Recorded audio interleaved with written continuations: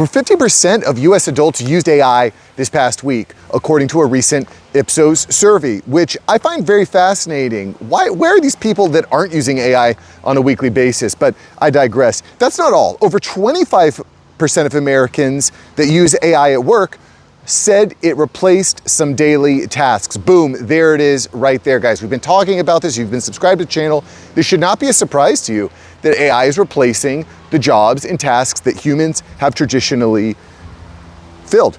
What's even more fascinating is personal versus professional use. 50% of these professional users say they use AI for personal tasks. Again, which I just find so surprising and confusing that people aren't using AI for personal work. Just a few weeks ago, I used AI to help me diagnose and fix a broken air conditioning condensing unit. It just broke down exactly what I needed to do, fixed it, boom, shaka laka. But anyway, let's get away from personal. Let's get back to professional use cases, because that's really the focus of our channel, is to help guys like you stay relevant, respected, and financially free in a world that's being continuously and rapidly changed via AI.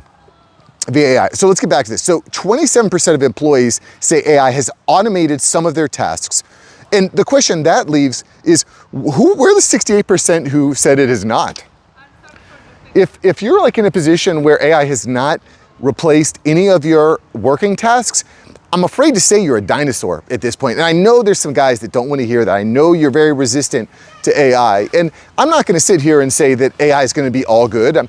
Overall, I think the internet's done a lot of good, but I think it's done a lot of bad. And I think the same thing is going to be said about AI moving forward.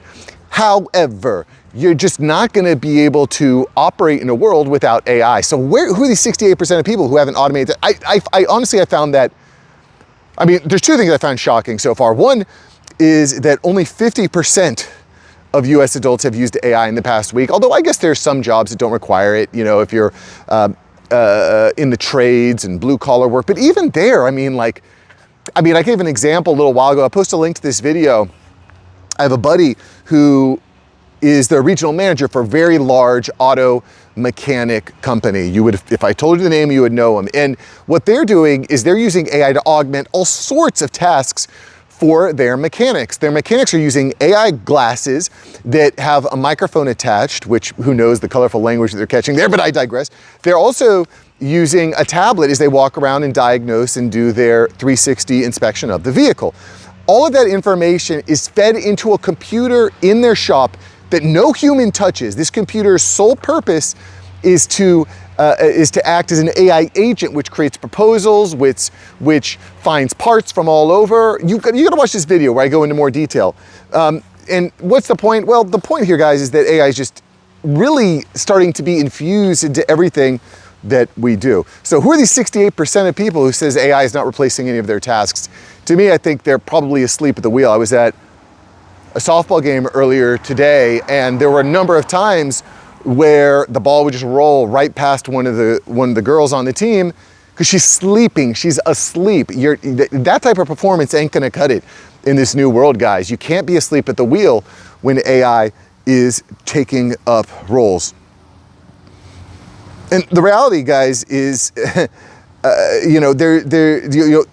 you're getting behind. You're getting behind if you're not adapting these tools. AI is like an extremely powerful personal assistant, that more than a personal assistant can be a consultant too. Although I do think that we need to, at least at this point, we can't just offload all of our consulting and advice to AI because it just says some really wonky stuff. You need to be able to trust but validate, if that makes sense. So in any event, and quite frankly, there's a lot of people who think that AGI is just going to replace everything. Humans are going to be completely irrelevant. I don't know that that's going to happen. I'm not going to say it's impossible. I think that there's going to be more of a reality where if you're really good at a skill, if you're an expert in your field, you're going to be able to use AI as a tool to enhance your work, and you're going to put yourself at various choke points in the process so that you can just validate that the outputs that you're getting from the AI are on point. And the guys that are very good at creating the best outputs are going to have the best advantages. I'll give you an example. I was using ChatGPT earlier today, I've been really big on Claude and Claude Cowork recently, but I was using ChatGPT, and they have a feature on there for projects where you can integrate ChatGPT into your Slack channels, your Google Cloud, Google Docs, Notion, all these different pieces of your tech stack. Why? So that you can get a better output from the AI tools. We're kind of in this timeline right now, guys, where I think one of the most valuable skills to learn over the next quarter are how can I provide my LLM of choice with the best context, the best, not just the best prompts, but the best context, the best resources in with which to make a decision. And how can I switch tools quickly? Because Claude Cowork might be the king right now, but if you've been following the news, there's been a lot of people complaining that the quality of Claude has dropped because they are not putting the energy and effort into the tokens and the outputs. So what if OpenAI becomes the king? Well, you've got to be able to switch gears quickly. You've got to be able to switch your processes out of Claude and into OpenAI. So how can you do that quickly and seamlessly? These are things that I'm really thinking about and spending a lot of time on. And where does all this leave you as an employee or as a business owner? Well, if you're in that 68% of people that aren't learning how to leverage AI, you're effectively going to be replaced by someone that can and does know how to use AI. And I've talked about this before. I won't even hire someone that's not using AI to be more effective. I just can't hire them. I won't. It's impossible. How do you hire someone that says, oh, I don't trust it, or I don't like it, or I tried AI in the past and it didn't work? How do you even hire someone like that? It's not tenable. And I'll give you some reasons why. I mean, just yesterday, I had a meeting with one of our consultants and came up with an idea of a nice spreadsheet that we could put together to help organize and create some different feedback loops within our organization. So I said, cool, 5 minutes after, what I did is the whole thing was recorded. I copied the directions from the recording. I used Fathom to record my Zoom meetings. And so I took all the results of that section of the call, fed it into Claude Cowork. I said, Claude Cowork, make me a beautiful optimized spreadsheet based on the parameters from our consultant. 5 minutes later, I had the spreadsheet done. I made a couple tweaks to it, but it was done. Sent it out to the rest of the leadership team. Boom, done. I look like a whiz kid, because creating a spreadsheet like that historically probably would have taken an hour or two, maybe. I had it done in 5 minutes, and not only did I have it done in 5 minutes, all I had to do was copy and paste a few things. Absolutely crazy. Absolutely crazy. But let's get back to this IPSOS survey, because there are some more interesting findings. And I thought this was interesting because some employees reported they were performing tasks that traditionally required coding. And we covered this in a workshop that I hosted last week. There's a lot of people that don't fully understand how possible and how quick and how easy it is to create software. And that's what we did during this workshop. AI coding is quite good. Not perfect. I'm not gonna sit here and say it's perfect. All my software engineers out there get that. But the guys I know that really are in software understand that coding is a big deal. We covered this actually in yesterday's video. Yesterday's video was a little bit more about AI mythos, finding all these cyber threats in these software tech stacks. But SaaS as a whole is down 25% this year. Why? Because AI is being used to create software more rapidly than we have ever seen in human history. I'll give you some examples just to kind of illustrate this a little bit better. In the workshop last week, some guys built some really, really cool stuff. Someone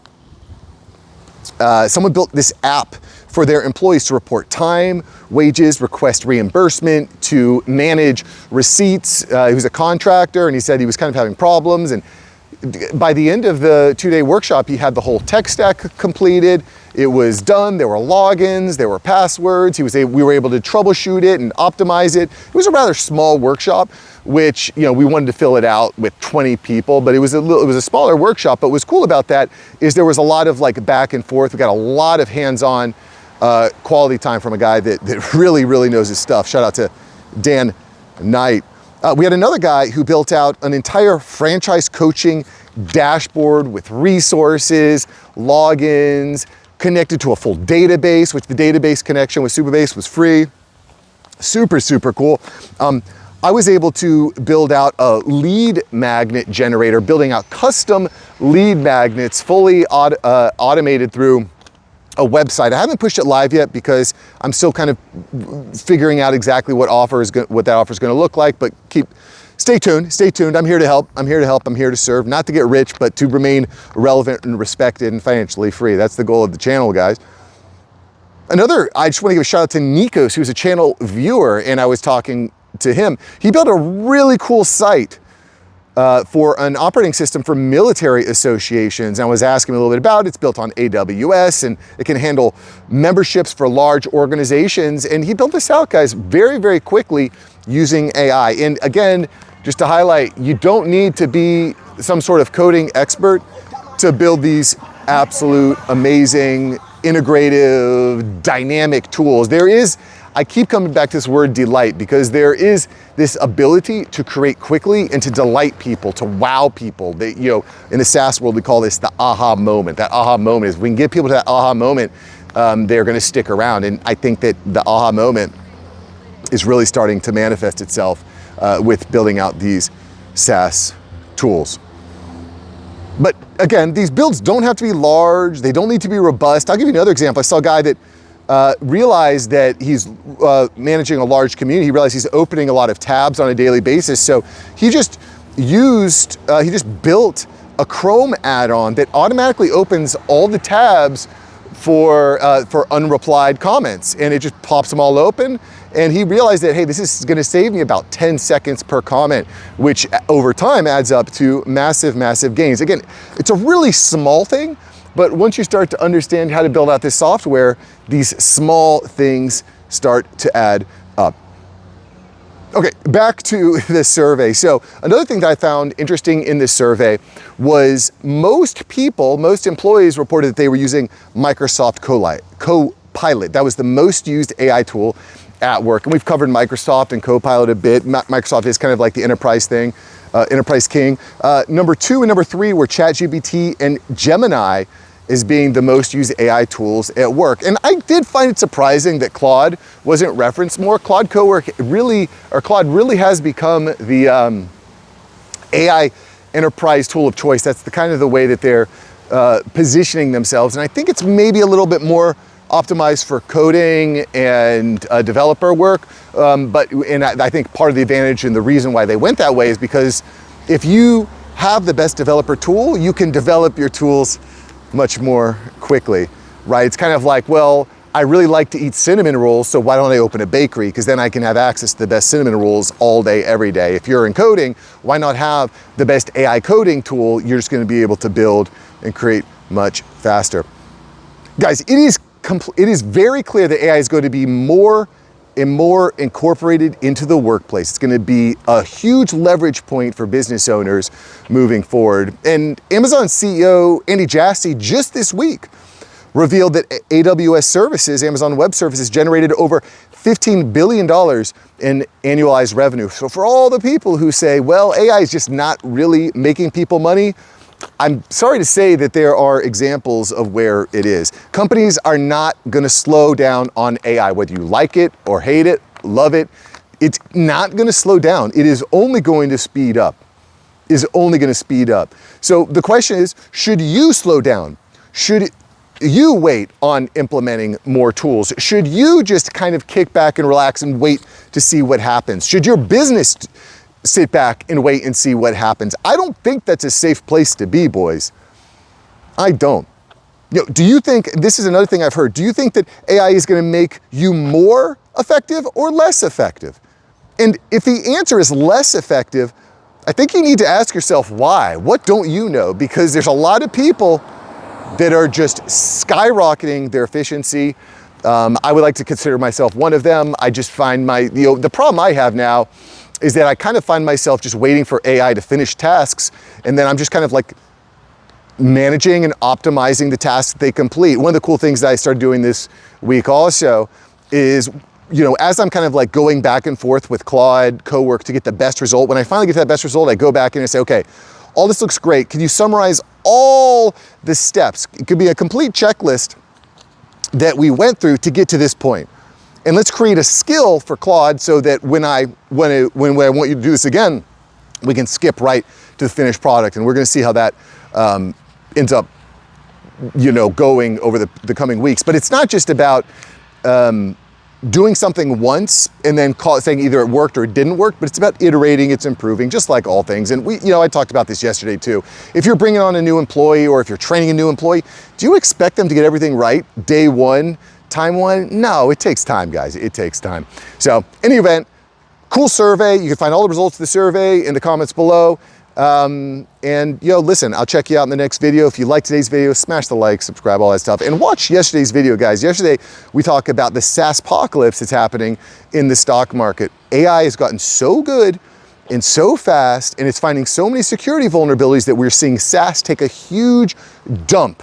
It's kind of scary in a way. But anyway, check out yesterday's video. I'll see you there. See ya. Peace.